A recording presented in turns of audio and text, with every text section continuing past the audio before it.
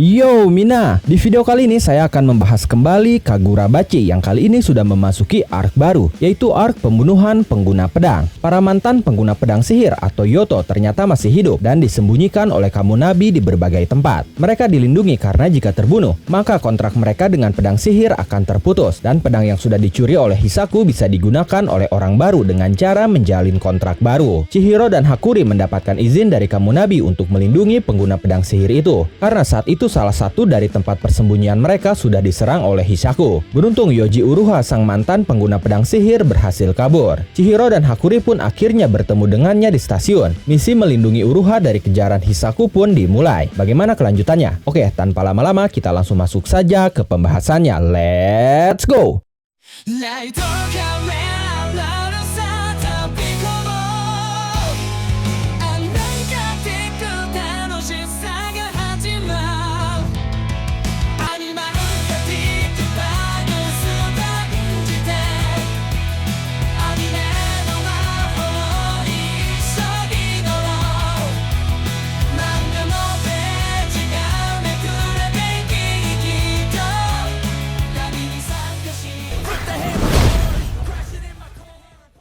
Chihiro berhasil membunuh semua pengejar Uruha dengan mudah. Setelah itu Chihiro memindahkan semua penumpang ke gerbong lain, dan setelah mereka tiba di stasiun selanjutnya, para penumpang akan diminta turun, sehingga setelahnya hanya akan ada Chihiro, Hakuri, Uruha, dan masinis kereta. Mereka akan pergi menuju kuil Senkutsuji. Chihiro akan mengantar Uruha ke sana, karena di sana Uruha akan aman. Mendengar itu Uruha berkata, "Mengerti Rokuhira-san?" Chihiro berkata, "Bisakah kau hilangkan kata sangnya?" Pria yang Chihiro kawal itu bernama Yoji Uruha, salah satu pengguna pedang sihir atau Yoto bernama Kumeyuri 18 tahun yang lalu. Kini mereka bertiga sudah duduk bersama, tapi tiba-tiba Uruha seperti sedang menahan sesuatu, dan itu terlihat dari ekspresi wajahnya. Lalu Chihiro berkata, "Apa itu? Katakan saja." Uruha terkejut mendengarnya. Dia berkata, "Kau tahu jika aku sedang menahan sesuatu?" Chihiro berkata, "Aku tidak terlalu memikirkannya, tapi bukankah kau akan memastikan identitasku? Maksudku, apakah aku ini benar-benar anak Rokuhira?" Uruha berkata, "Tidak, kau bukan anak Rokuhira. Rokuhira-san, kau adalah Rokuhira-san itu sendiri. Kau memancarkan aura yang sama persis dengannya. Jadi tidak diragukan lagi." Chihiro dan Hakuri pun merasa aneh mendengar tingkah dari Uruha. Hakuri berbisik kepada Chihiro. Cara dia menatapku sangat aneh. Setelah itu Uruha mulai terlihat tenang. Lalu dia kembali berkata, "Ini sudah 18 tahun. Rasanya seperti bertemu dengannya lagi setelah sekian lama. Dan pedang sihir ketujuh adalah bukti fisik. Ini benda nyata. Semuanya sangat cocok." Tepat setelah perang, beberapa Kamunabi mulai berbalik melawan pedang sihir dan Rokuhira-san. Jadi masuk akal jika dia bersembunyi. Ya, setidaknya dia tidak sendirian selama 15 tahun. Lalu Chihiro berkata, "Kami hidup dengan baik." Uruha pun bersyukur mendengar hal itu. Lalu Chihiro mengingat tragedi pembunuhan ayahnya. Dia berkata, "Sekarang sudah lebih dari 3 tahun sejak ayahku dibunuh. Hisaku mencuri pedang sihir dan sudah melakukan manuver secara diam-diam dengan memanipulasi Sojo dan juga keluarga Sazanami. Mereka pun berencana membunuh pemilik pedang yang terikat kontrak, termasuk dirimu, supaya mereka bisa menggunakan pedang sihir itu. Dan senjata itu adalah bagian dari rencana mereka. Seperti yang kau lihat di Kokugoku, itu adalah senjata yang dibuat Sojo. Senjata itu dibuat dari Datenseki, bahan sumber dari pedang sihir." Uruha terkejut Chihiro mengetahui banyak hal terkait masalah yang sedang terjadi. Lalu Chihiro menjelaskan lagi. Dia berkata, "Aku melihatnya sendiri, tapi aku tidak tahu senjata itu begitu banyak. Bagaimanapun juga, rencana Hisaku adalah menyerang sekaligus dengan senjata yang setara dengan pedang sihir dan menghancurkan semua benteng Sanso. Kita bisa berasumsi persediaannya terbatas, tapi mereka setidaknya punya cukup senjata ciptaan Sojo dan merekrut orang untuk menggunakannya untuk menyerang 4 benteng." Hakuri berkata, "Dan senjata yang kita miliki dengan kaliber itu hanyalah Enten dan Flambon," sambung Chihiro. Hakuri bertanya, "Jadi kita benar-benar kalah persenjataan?" Tapi Uruha berkata, "Perhitungan kalian tidak masuk akal. Aku masih hidup. Serangan pertama mereka terhadap benteng Sanso sudah gagal." Sebelum Uruha melanjutkan ucapannya, dia mengingat pengawalnya yang memintanya kabur dan bertahan hidup. Pengawalnya itu kini masih berada di benteng. Dia menanyakan status kondisi mereka saat itu kepada penjaga lain. Penjaga itu mengatakan bahwa fasilitas mereka hancur dan 4 penjaga terluka parah, tapi yang lainnya baik-baik saja. Setelah itu dia meminta papan nomor 108 kepada penjaga. Kemudian ketika mendapatkannya, dia menghadap ke sebuah dinding yang terlihat seperti sebuah locker room. Dia berkata, "Ini dia, sialan." Kembali ke Uruha. Uruha melanjutkan ucapannya yang terpotong tadi. Dia berkata, "Penjaga benteng adalah para petarung elit. Setelah itu kita melihat beberapa penjaga benteng sedang melawan para penyusup, di mana saat itu ada kepulan asap juga yang menjulang tinggi ke langit. Seseorang berkata, "Itu sinyal, Uruha Sang berhasil melarikan diri." Seseorang lainnya berkata, "Jadi tugas kita sekarang adalah untuk memancing musuh." Seseorang lainnya berkata, "Dan menghabisi mereka semua." Kembali ke Uruha, dia berkata, "Jika mereka direkrut hanya karena beberapa alasan acak sebagai pembunuh, mereka akan keluar dengan mudah dari grup penjaga. Senjata-senjata itu mungkin memberi mereka keunggulan sesaat, tapi orang-orangku tidak akan mudah menyerah. Para penjaga Kamunabi memiliki lebih dari sekedar kecepatan dan kekuatan. Mereka pun berpengalaman dan bekerja sama dengan baik." Chihiro bertanya apakah Uruha pikir mereka akan menang.